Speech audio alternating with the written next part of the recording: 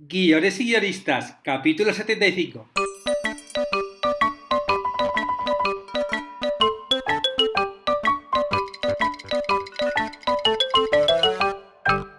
Buenos días a todos, bienvenidos a Guiones y guionistas, el podcast con el que todos podemos aprender a hacer guiones. Cada semana salimos al aire con 2 programas en los que vemos un nuevo elemento, técnica o herramienta para que sepáis más del sinuoso mundo de los guionistas y el normativo arte de los guiones. Como hemos visto en podcasts precedentes, si hay algo que preocupe al guionista prolífico que tiene varias ideas es con cuál quedarse. En el podcast Cómo escribir un guión con éxito propuse hacer un análisis DAFO tanto a los guionistas como a los guiones para que nos ayudase a decidir. Hoy os presento otro método, la tabla de evaluación de ideas. Los que estáis suscritos a la plataforma de guionistas ya la conoceréis porque la expliqué en el curso de guión de cortometraje.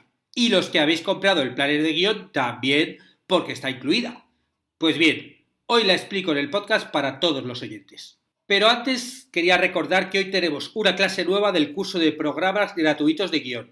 Vamos a ver Plotbot, un software colaborativo con el que puedes escribir guiones con otros guionistas. Y si quieres, hasta puedes escribir guiones con desconocidos. La verdad es que es muy curioso, Plotbot, un programa muy diferente a todos de los que hemos hablado hasta ahora, con lo cual, bueno, no os lo perdáis y bueno, los que no estáis suscritos todavía, no sé a qué estáis tardando, la verdad. Comenzamos ya con el podcast para ver cómo se evalúan las ideas para guiones. Una vez que terminamos la fase de búsqueda de ideas para escribir una historia, lo normal es que tengamos varias.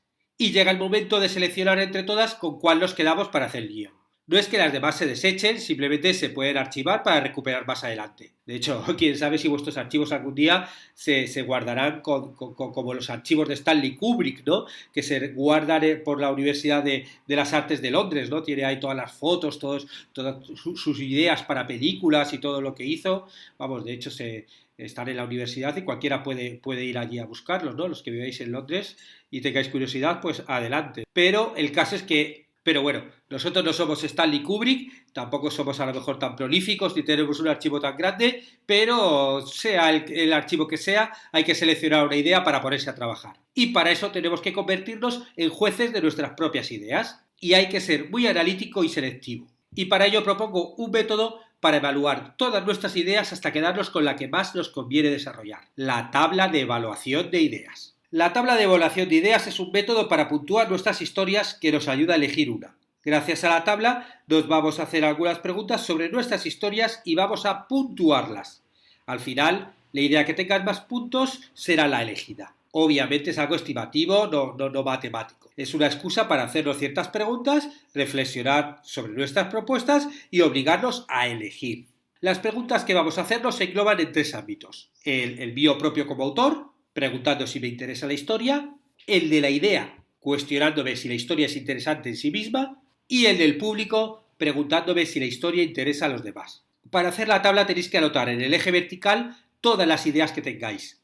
Basta un par de palabras, lo suficiente para reconocer cada idea, ¿no? Como, yo qué sé, secuestro o niño, por ejemplo, ¿no? Si tienes una historia de un secuestro a un niño o lo que sea, ¿no? Y en el eje horizontal vamos a poner 11 puntos. Cada punto se corresponde a una palabra, ¿no? Y con esa palabra vamos a ver una pregunta y bueno, y a explicarlo un poquito. Os dejo de todas formas un PDF de referencia para que veáis cómo es la tabla. Vosotros si queréis os podéis fabricar la vuestra propia, donde quepan vuestras ideas y ya un poquito lo podéis adaptar. Y el método de funcionamiento de la tabla es muy sencillo. Tenéis que poner una puntuación del 1 al 5 en cada una de las preguntas de cada categoría. Eso sí, os propongo la norma de no repetir puntuación en cada categoría. Cada proyecto tiene que tener una puntuación diferente. Eso nos obliga a ir decantándonos por uno u otro proyecto según lo que estemos calibrando. Es decir, por ejemplo, tenemos 3 historias. La historia del secuestro del niño, la historia del avión que no arranca, la historia del avión que no despega, por ejemplo, y la historia del perro que hemos perdido. Bueno, pues entonces llegamos al punto número 1, el de la motivación, y decimos, venga, vamos a puntuar. Bueno, la del avión está muy bien y tal, venga, le pongo un 3. Bueno, pues entonces la del secuestro, bueno, la verdad es que esa no me gusta mucho, ¿qué tal? Le pongo un 2. Y la del perro, guau, esa me motiva mucho porque es de una anécdota que me pasó, ¿qué tal? Venga, le pongo un 5.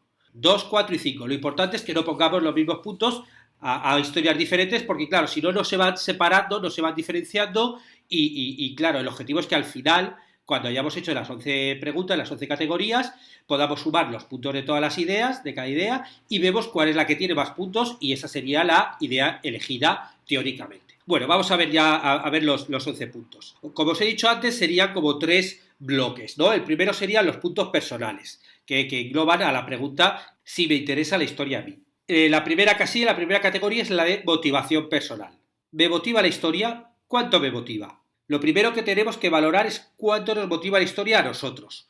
Una forma de diferenciar a un guionista amateur de uno profesional es que mientras que el guionista amateur tiene que estar muy motivado con la historia para sacarla adelante, el profesional a lo mejor está contratado para sacar un proyecto que no le motive demasiado y encontrar la motivación en el propio proceso. Pero esa habilidad, la verdad es que se adquiere con el tiempo, con lo cual da un poquito igual. Lo normal es que si queremos contar una historia, nos apasione o toque emocionalmente de alguna forma. Tenemos que estar motivados e implicados con la historia y esa motivación tendrá que ser proporcional a su tamaño. Para un cortometraje nos basta con tener una idea y lanzarnos a escribir sabiendo que no nos va a llevar demasiado tiempo escribir el guión. Pero si queremos escribir un largometraje o una serie, debemos tener una motivación mayor. Pues vamos a estar inmersos en esa historia durante más tiempo, ¿no? Meses o años incluso, ¿no? Y eso obviamente precisa más compromiso. El segundo bloque que vamos a ver son los puntos de la historia, ¿no? Es una historia interesante y esto van a ser varios puntos. El punto número 2, la casilla número 2 que tenéis ahí en vuestra tabla, es la de originalidad. ¿La idea tiene suficiente originalidad como para afirmar que es distinta a las que ya se han producido? Nuestra idea tiene que ser original, ya sea en la historia o en la forma de contarla. Muchas veces la historia que se cuenta no es tan original como para destacar por ello, pero sí la forma en la que elegimos contarla. Otras veces la originalidad viene no tanto de la idea como de la combinación de otras ideas o de elementos. Por ejemplo, voy a contar una historia de un Romeo y Julieta entre un marciano y una terrestre. Por separado no son ideas originales, pero juntas sí. Pero también hay que tener en cuenta que un exceso de originalidad nos puede llevar a la excentricidad y, dependiendo de para qué lo queramos, convertirse en algo contraproducente y ser rechazada por la mayoría. Por eso debemos saber qué es lo que estamos buscando y dentro ya de ese campo ser lo más originales posible. No es lo mismo hacer el guión de un videoclip de trap que el de un culebrón de sobremesa, ¿no? Si vas a hacer un culebrón de sobremesa que va dirigido a cierto público súper mayoritario, claro, a lo mejor no vas a utilizar las mismas técnicas o la misma creatividad, originalidad o locura que si vas a hacer un videoclip de trap, por ejemplo. La tercera casilla sería la de impacto visual. ¿Se puede contar mi historia de una forma visual? La idea que nos lleva a contar una historia puede surgir de cualquier sitio, de un personaje, de una anécdota, de un artículo de una revista, pero debemos elegir el medio adecuado para desarrollarla. El guión es un lenguaje audiovisual y está escrito para poder convertirse en imágenes. La capacidad de que nuestra idea funcione bien en imágenes es otra de las características esenciales que debemos tener en cuenta. Un guión no solo funciona gracias a las palabras con las que está escrito, ha de ser traducido a imágenes. Por eso tenemos que preguntarnos, ¿cómo se traduce imágenes mi idea? Si conseguimos visualizarla es porque puede llevarse al lenguaje audiovisual. Si no, es posible que sea mejor escribir un poema o un cuento o plasmarla solo en el lenguaje escrito. O a lo mejor tiene que ser algo de audio, ¿no? Y tenemos que, yo qué sé, que hacer un podcast o tenemos que llevarlo a radio, a un programa de radio, no sé, o un audiolibro. Bueno, tenemos que pensar que nuestra historia sí puede llegar, o teatro a lo mejor, ¿no? A lo mejor es una historia que se resuelva muchísimo con el diálogo, y dices, bueno, es que va a quedar mejor en obra de teatro que en película. Bueno, pues es algo que tenemos que calibrar. El cuarto punto sería la intensidad. ¿Tiene mi historia suficiente tensión?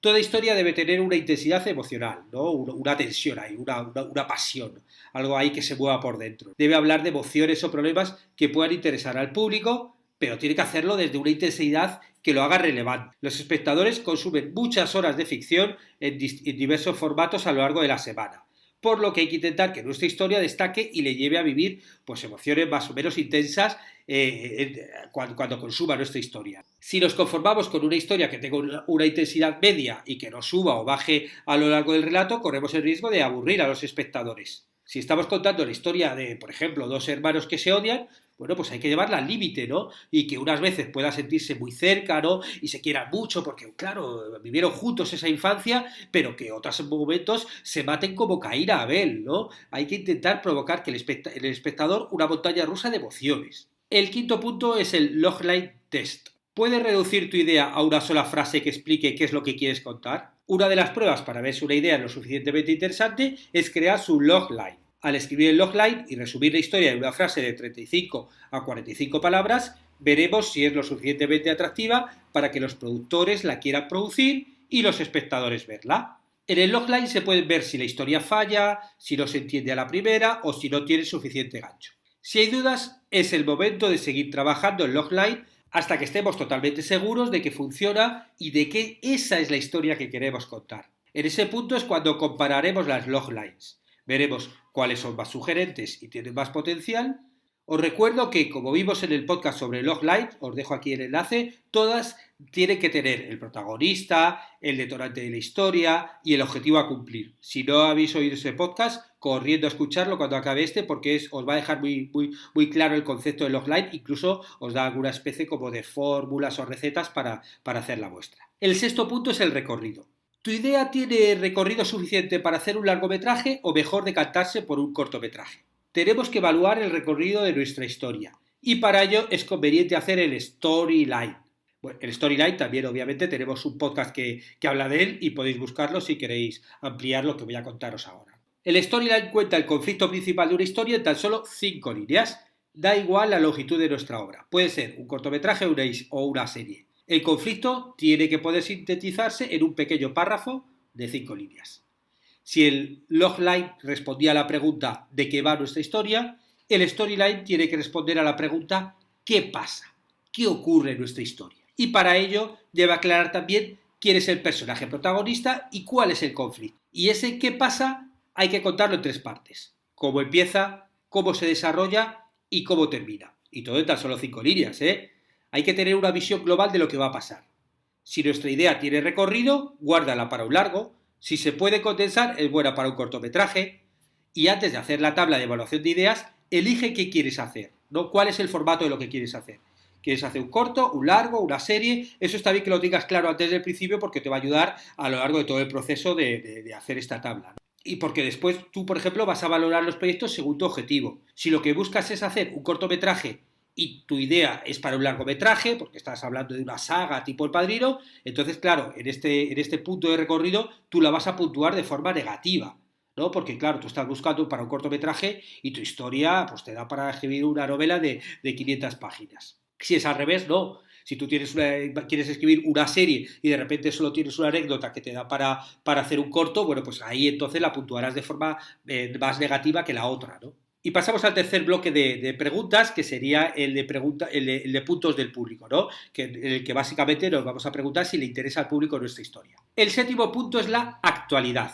¿Tu idea tiene la suficiente actualidad como para interesar a los espectadores de hoy en día? Existen hechos que pasan todos los días que nos pueden motivar a contar una idea, ¿no? Solo tenemos que abrir el periódico, miramos o abrimos por internet y hay de repente muchísimas ideas que son actuales o sales al bar a preguntar de lo que está hablando la gente y te surgen historias actuales de las que poder hablar. Pero de la actualidad que me refiero aquí es la que viene dada por el tema, no por la época en la que pase la historia, ¿no? Si es, por ejemplo, una historia que trata del asesinato de Lorca, ¿no? Que pasó hace 80 años, no es que sea un hecho muy actual, ¿no? Pero la injusticia que se cometió con él sí. Actualmente se cometen muchas injusticias con artistas en el mundo entero, ¿no? Hace unos años encarcelaron a Ai Weiwei, ¿no? El artista chino, y lo tuvieron ahí que no se podía mover el pobrecito en China durante mucho tiempo. Y vemos continuamente noticias de gente que les denuncia por hacer o que les sacan los cuadros de las paredes y les multan y les juzgan por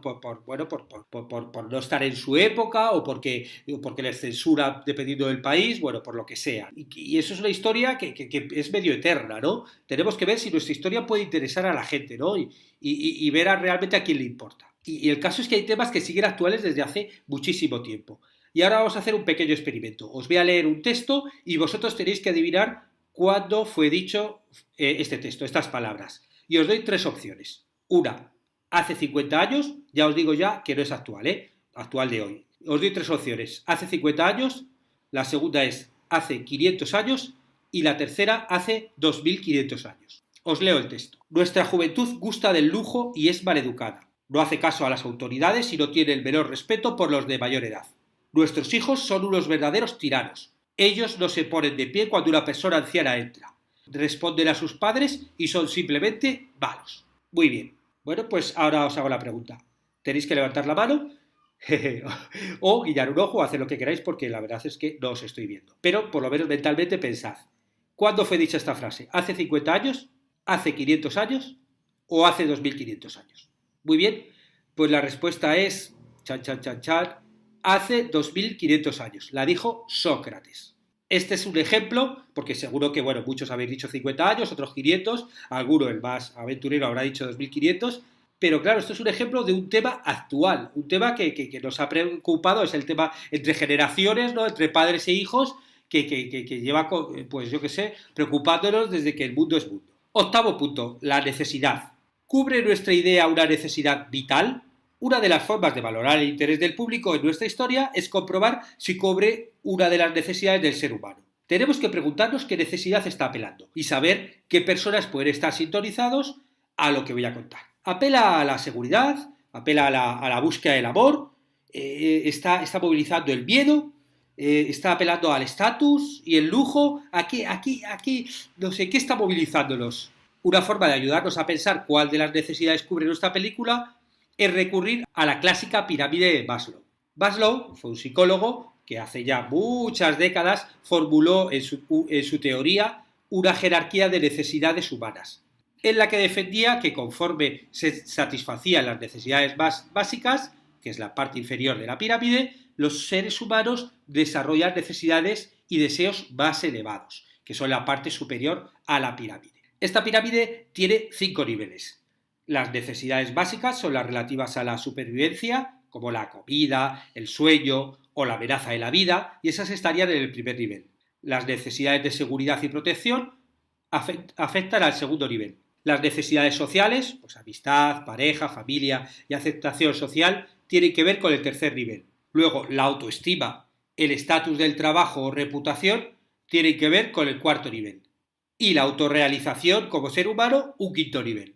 ¿Y esto, como por ejemplo, cómo podríamos valorarlo? Bueno, pues a lo mejor nuestra historia es una historia que trata de, yo qué sé, de alguien que se va a un templo budista porque ya ha satisfecho todas sus necesidades y que quiere la autorrealización ya algo muy espiritual. Bueno, pues eso le interesa a lo mejor a las personas que ya tienen cubiertos las otras necesidades según la teoría de Maslow. Con lo cual a lo mejor es más minoritario que una historia en la que está afectando directamente a alguien que no puede dormir o que no tiene comida y está buscando la comida y es algo como que todo el mundo puede sentirse identificado con lo que es pasar hambre. Y sin embargo, no todo el mundo se siente identificado con la necesidad o tiene la necesidad de encontrar su propia esencia o su propio yo y esa cosa espiritual. Esto sería, bueno, obviamente es un modelo como otro cualquiera para valorarlo, ¿no? Y obviamente es totalmente discutible todo lo que estoy diciendo a lo largo de todo el podcast. Pero bueno, es un modelo, una tabla que a lo mejor os puede ayudar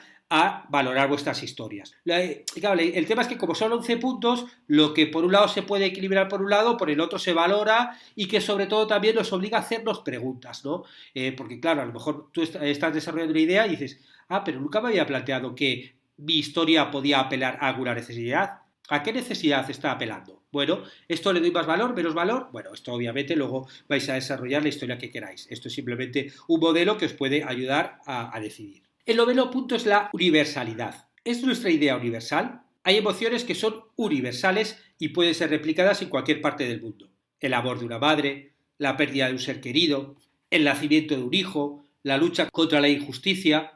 Tenemos que valorar la universalidad de la idea y dentro de esta universalidad encontrar nuestra particularidad que lo haga especial nuestra historia. Lo universal entronca con la esencia del ser humano y si nuestra historia apela a las emociones que nos mueven a todos, será universal. El amor de una madre, o sea, todo el mundo sabe lo que es una madre, ha tenido una madre y sabe la relación que tiene con su madre y eso apela a todos porque todos hemos nacido de alguien, ¿no? De alguien o de una mujer. Incluso las personas que son huérfanas también van a valorar esa historia y le va a emocionar porque les toca, aunque sea por carencia, ¿no? Por carencia, ese amor de la madre y tienen esa necesidad de encontrar esa madre que no tuvieron. Con lo cual, todo el mundo es algo universal. Si nuestra película va sobre si elijo un Lamborghini o un Jaguar como coche, bueno, pues eso no es muy universal porque todos, no sé las personas bueno, a lo mejor Cristiano Ronaldo le pasa y tiene que elegir entre uno u otro o no porque se compran los dos, porque tiene suficiente dinero para comprarlo, pero las personas normales no tenemos que elegir entre comprarnos un Lamborghini o un Jaguar porque no tenemos normalmente tanto dinero como para hacerlo, ¿no? Esa idea a lo mejor no es tan universal como la de una idea del amor de una madre y la relación que tienes tú con tu madre, ¿no? Por ejemplo. 10º punto, feedback. Cuando cuentas tu idea, ¿la gente se interesa? Antes hablábamos del logline test. Este es un buen momento para probar nuestra historia. Cuando estemos convencidos del logline, tenemos que contárselo a amigos y familiares y escuchar su feedback. Si el logline pasa nuestros filtros, personales y sociales, sabremos que nuestra historia podría funcionar. Con lo cual, yo os pido que realicéis el logline de todas vuestras historias y salgáis a la calle a probarlas con vuestros amigos, familiares y conocidos. Exponer nuestras ideas a la opinión de los demás es muy útil. Que les guste más unas u otras nos habla más allá de lo que es la narrativa, de lo que es el potencial o incluso de lo que es la idea. Nos está hablando de lo que interesa a los demás y eso tiene mucho valor. Después de testar la idea con amigos y familiares, podemos dar el salto y testarla con profesionales de la industria, preguntar a actores, productores, a gente que tengamos más o menos acceso y que te pueden dar un punto de vista ya no tanto del público, sino tanto del profesional. Y el 11 punto a valorar es el mercado. ¿Tiene la idea mercado? El siguiente paso, sobre todo en largometrajes o series, es pensar en el mercado. Tenemos que pensar en su comercialización, ¿no? del producto que vamos a hacer. Saber qué recorrido va a tener esa idea. ¿Quieres enviarlo a festivales? ¿Quieres moverlo por productoras o cadenas para buscar financiación? ¿Vas a presentarlo a llamados y subvenciones públicas? ¿Vas a subirlo a YouTube y promocionarlo? Y dependiendo de cuál será su comercialización, eso valoraremos. Por ejemplo, si quieres que sea una película comercial que siga los caminos habituales, debes preguntarte si tu idea tiene suficiente fuerza para que alguien desee pagar por verla. Puedes competir contra otras de Hollywood, por ejemplo. ¿Tú pagarías por ver esa película? Y una vez finalicéis la puntuación, tan solo queda sumar los puntos de cada idea y ver cuál es la que tiene más. En el caso de que haya dos ideas con la misma puntuación o muy parecida, yo os aconsejo ir a la casilla primera, la de la motivación, y ver cuál es su puntuación. Si hay que elegir una idea, que sea la que más os motive. Esto siempre tiene como que imperar por las demás. Lo más normal es que si tenéis varias ideas, de repente al hacer toda la tabla, hay algunas que se queden por delante y otras que se queden por detrás, ¿no? Y bueno, lo que tiene la tabla es que como tú estás valorando tu interés, el de la propia idea y el del público, sí que te da una visión un poco más global de lo que es el producto. Que no sea simplemente voy a contar una idea que a mí me apetece, ¿no? Sino que de repente estás teniendo como 3 puntos de vista diferentes que luego son importantes, porque claro, luego tú esto vas a tener que conseguir la financiación para sacar la historia adelante y luego vas a conseguir que la gente la vea, con lo cual cuanto más puntos de vista le pongas a la hora de seleccionar la idea, mucho mejor. Otra cosa importante es, si tú solamente tienes una idea, también te vale hacer esta tabla y puntuarla. ¿Y para qué te vale? Porque tú vas a hacer, no lo vas a comparar con las demás, pero sí vas a compararla consigo misma. Y entonces tú le vas a poner 3 puntos, 5 puntos, 4 puntos, y una vez que tengas toda la tabla hecha, vas a ver que algunas de las casillas les has puesto 4 o 5 puntos y otras a lo mejor les has puesto 2 o 1 punto. Y entonces tú te puedes preguntar, ¿cómo puedo mejorar yo estos 2 puntos o este punto? Entonces te vas a la casilla que tiene 2 puntos y dices, bueno, esta es la casilla de la, universalidad. ¿Por qué? Pues porque estoy contando una historia que es súper concreta y como que interesa mucho en el barrio este, ¿no? que es algo muy, muy concreto, ¿no? ¿Cómo puedo hacerlo más universal? Y a partir de ahí puedes repensarla para hacerla un poquito más universal. Y con esto, con el resto de puntos que tienen baja puntuación. Y con esto terminamos el podcast de hoy en el que hemos visto la tabla de valoración de ideas. Y si os ha gustado, pues como hago siempre, agradecería los comentarios y valoraciones en iTunes, en iVoox o YouTube, que la verdad es que son de mucha ayuda para que el podcast llegue a más gente. Y recordaros que estaremos juntos los martes y jueves con nuevas técnicas, estrategias de análisis para que aprendamos entre todos a ser mejores guionistas. ¡Hasta pronto!